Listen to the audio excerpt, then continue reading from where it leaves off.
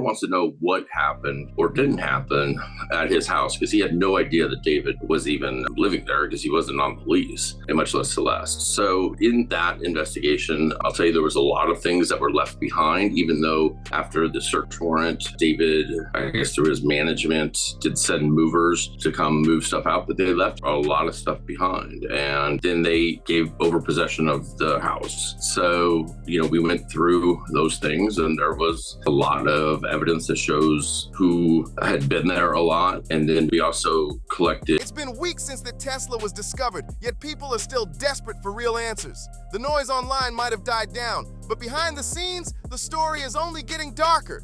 New details keep surfacing, and each one sounds more twisted than the last. Here's what we do know. A body was found inside that Tesla. The same Tesla registered to David, the rising artist everyone said was about to blow up big time. But since that discovery, he's gone completely off the grid. No posts, no interviews, no I'm okay statements, nothing. Just pure silence, and that silence is loud. It's like the music stopped mid-beat. One day, he's the next big thing, and the next, he's vanished while people whisper his name. You can feel something deeper hiding under this calm, something no one's ready to say out loud yet. Investigators haven't given much either. Every word they drop feels rehearsed. So first of all, LAPD is not sharing any information with that. I'm not getting anything more than the public's getting. Right. They take information from us, but they don't comment on it, and that's typical. But, I think that they're single. I believe their only press release that they came out with, I think, was somewhat telling. When they said, the only criminal culpability in this case, there may be nothing beyond concealment of a body. And I think that's still under investigation, waiting on results, collecting evidence. It all sounds cautious. Almost too cautious. That kind of talk means only one thing. The truth is still locked away somewhere. And to think this all started from something so simple, a parked Tesla that stayed too long in the same spot. Kind of setting people up to kind of get people to calm down a little bit and say, listen, this might be something like an overdose, or God forbid, she took her own life or something. And they made a really poor decision most likely because they didn't want to expose the relationship. And they made a horrible decision in concealing her body. That's not homicide, although if it's an overdose, there are some factors that if they can prove who supplied those, then that could come in. But I don't know.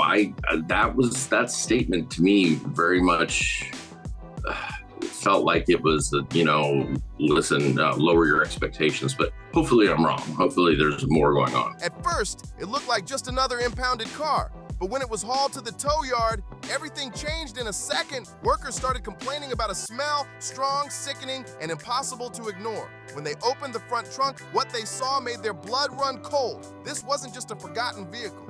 This was a crime scene waiting to be uncovered. When law enforcement showed up, they moved fast, taped off the area, took the car, and started digging for answers. But the moment they ran that plate and it came back registered to David, everything flipped. Suddenly, this wasn't just another random tragedy. It was connected to one of Hollywood's rising stars, and that changed everything. I think we definitely learned from we have a lot of imagery that was not from his Discord. There's a lot out there anyways, but we have some that wasn't out there. So we really have a good idea of who his core group of people were that were around a lot, and they were at that house a lot. And I think it would be hard for some of those people not to know something was up. There was a shift in behavior as far as like the Tesla was in. That link didn't solve the mystery though. It made it even stranger, because from that moment on, the story stopped being just about a missing person. It became a worldwide obsession.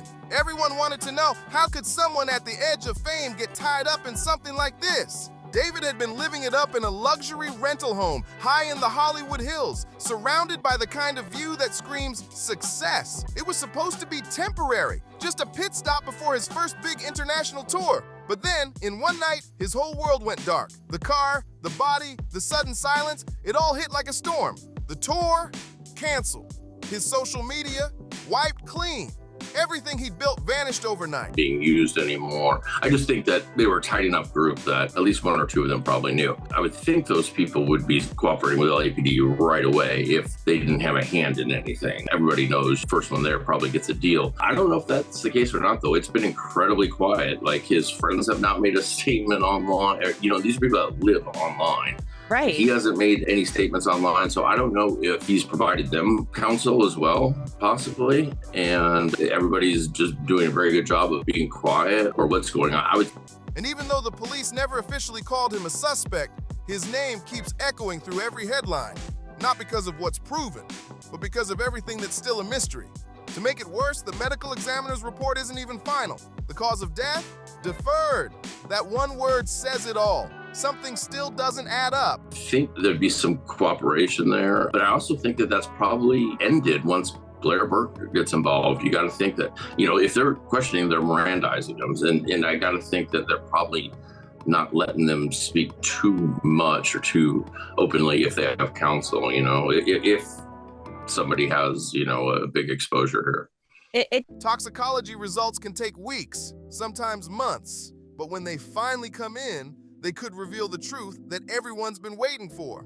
Whatever happened inside that Tesla, it wasn't random, and it sure wasn't simple. One of the most talked about twists in this entire story came straight from a private investigator named Steve Fisher. And this isn't some random internet theorist. This man handles real missing persons cases, and his reputation speaks for itself. He got pulled into this when the owner of the Hollywood Hills house David had been renting reached out, desperate for answers about what went down inside his own property. As though I 95% feel she was in that front trunk of the Tesla when it was moved. I can't prove that because there's no video that I have. LAPD might have a video of her being put in the vehicle. I can't even put her at the house. So I don't want to share who that is because I do think that would really step on LAPD's toes. And that's not the intention here. It's not to put the information out first. What it was is and what might have been left behind. From the start, Fisher said things didn't add up. Once the missing person report was filed, it should have gone straight into the national database that helps police across states track down people. But here's where it gets messy. Even after that report, there were sightings, real ones.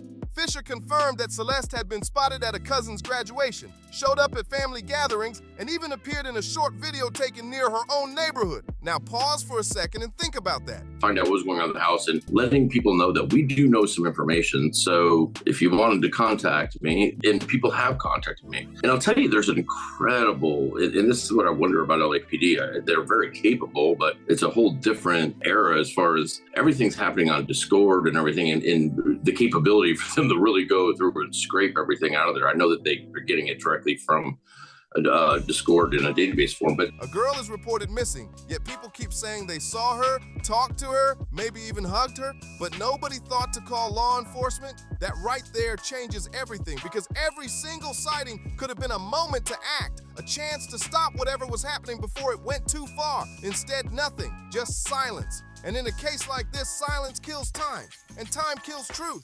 You can feel the frustration from the people involved in this investigation. It's not about pointing fingers, it's about how easy it is for key details to slip through the cracks. And once those cracks open too wide, the truth just falls right through them like sand through your fingers. It's all, everybody uses, handles and fake names and stuff, and to figure out who's who, it takes a while to really map this whole thing together. And so maybe that's part of the delay, but there was an incredible amount of information in the Discord server.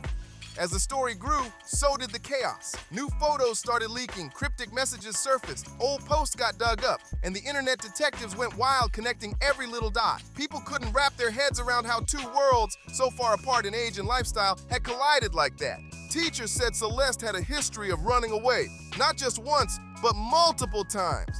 Every time she'd be found, brought home, promised things would change, and then she'd disappear again.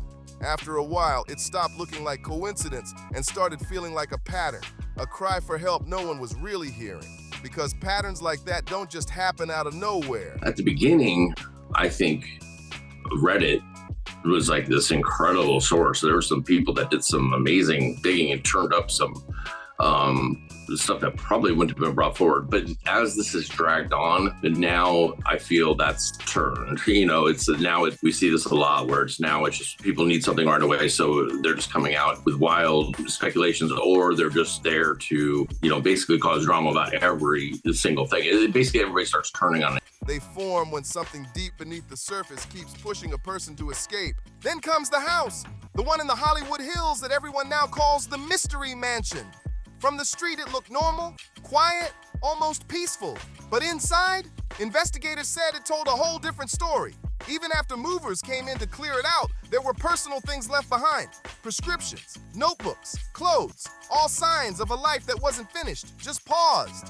Neighbors later said strange things started happening weeks before the car was found. Unfamiliar vehicles parked outside, different people showing up at odd hours, and loud noises echoing late into the night. Private security even filed a noise complaint. Those little clues might not seem like much, but when you piece them together, it paints a chilling picture. Something was definitely happening behind those walls, and it wasn't just parties or studio sessions. And everybody, and especially on investigators, I get it. I don't even go there anymore. But at the beginning, it was a huge asset because people were like, hey, I pulled this from the Discord, I got this, I found this person was tagged in this, and it was great. But now I think it didn't hit this threshold where it was like there wasn't really any new information. So it was like, let's just turn it ugly, and then it starts doing damage. And that's where, for investigators, that's where it loses its the benefit, and it maintains that, kind of that bad name, so.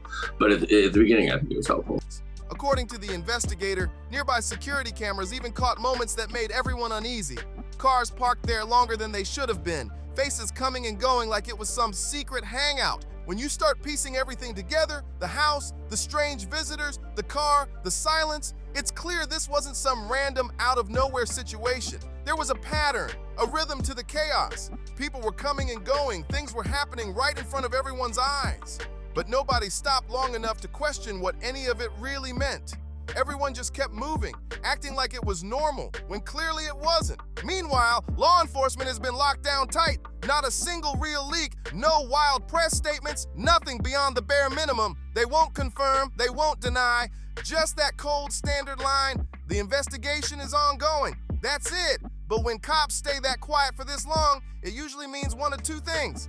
With cats, the documentary, and it shows that there are some people out there that have some amazing ability to, uncover these things. And in fact, Body from that documentary is one of the people that I consult with on cases. And so there are some really helpful people, but then, the ugly side comes. Either they don't have enough yet to move, or they've got something big they're protecting because it's too sensitive to drop publicly. And honestly, whichever one it is, the public's left completely in the dark, for now.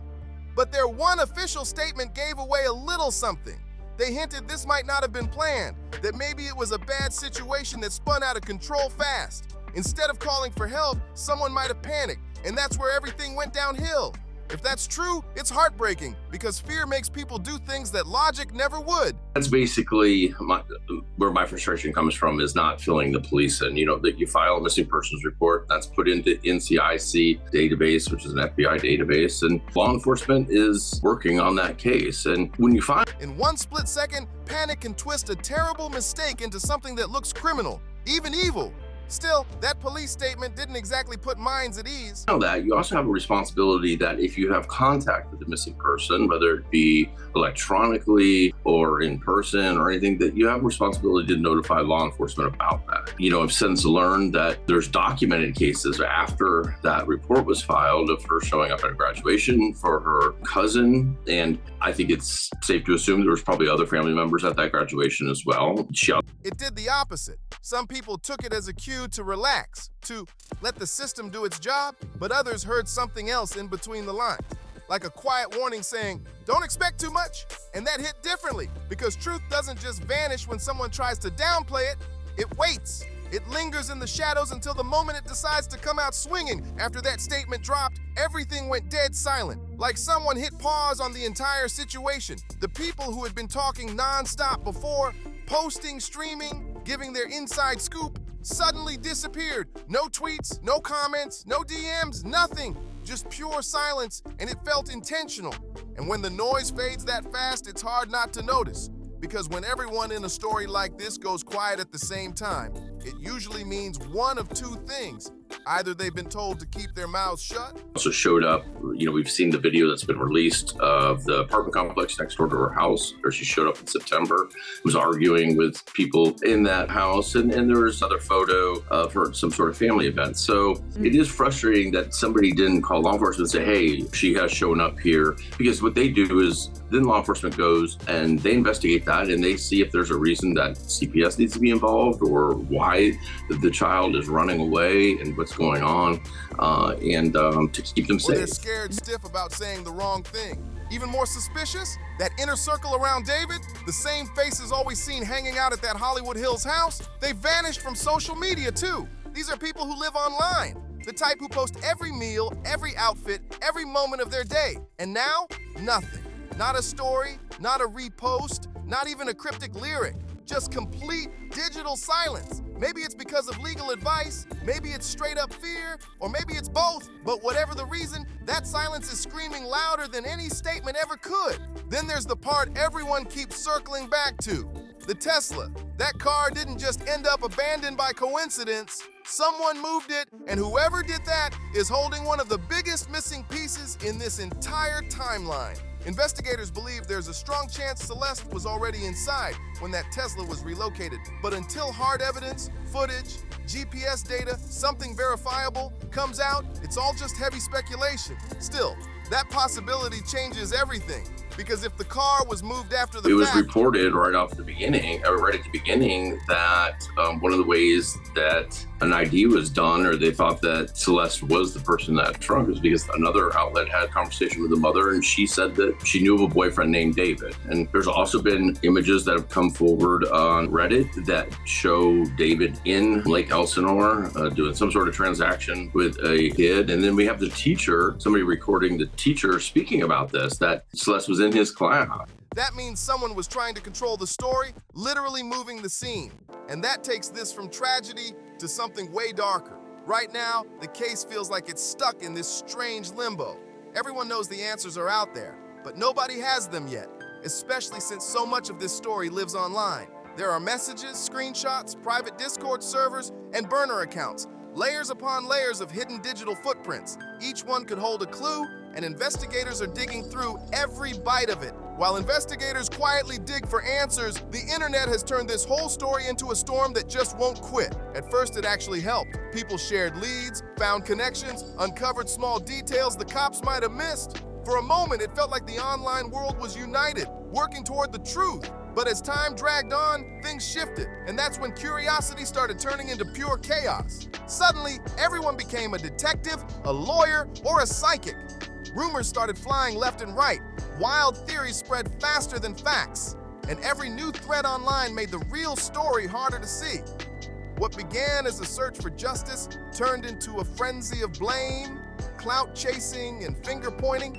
And the actual truth started getting buried under the noise. And she had run away, and then she was picked up in the Hollywood Hills and brought back, then ran away again. I think that there's a strong possibility they knew, and it's important to realize that she's in, I think, 7th grade, maybe 8th, but I mean, this is a very young child, and you can't just let them drop out of school at 7th grade, to go live in the Hollywood Hills. Clicks, likes, and followers using tragedy as a way to trend. And somewhere in between all that noise and the sudden silence, that's where the truth is hiding, waiting for the right moment to break through. And make no mistake, this story isn't over, not even close. There's still evidence sitting in labs, reports being finalized, and people waiting for closure that hasn't come. But here's the one thing that's absolutely clear. The truth always comes out, no matter how long it hides. It might take weeks, months, or even years, but silence can't bury reality forever. Eventually, every secret finds its way to the surface, and when it does, it hits hard. And we've been able to, in talking with neighbors, what they saw, and also that community has their own private armed security company that is 24/7. And, I've talked to them about what they've seen and noticed and any reports that they had. And there was only one written report for a noise complaint, but they're still familiar with the area and who comes and goes and what vehicles are normal to the area and what aren't. Interesting. Right now, the headlines are starting to fade. The internet's moving on to the next big story. And the noise that once filled every corner of social media is finally dying down. But behind the scenes, the truth is still being built piece by piece. Reports, lab results, witness statements, all of it stacking quietly until the full picture finally reveals itself. So until that day comes, all we can really do is watch, listen, and wait. Because even when everyone stops talking, the truth doesn't stay quiet. It still speaks, loud and clear. If you've been following this story and want to stay updated as everything unfolds, make sure to like, subscribe, and share this video. I'll be back soon with the next update. See you in the next one.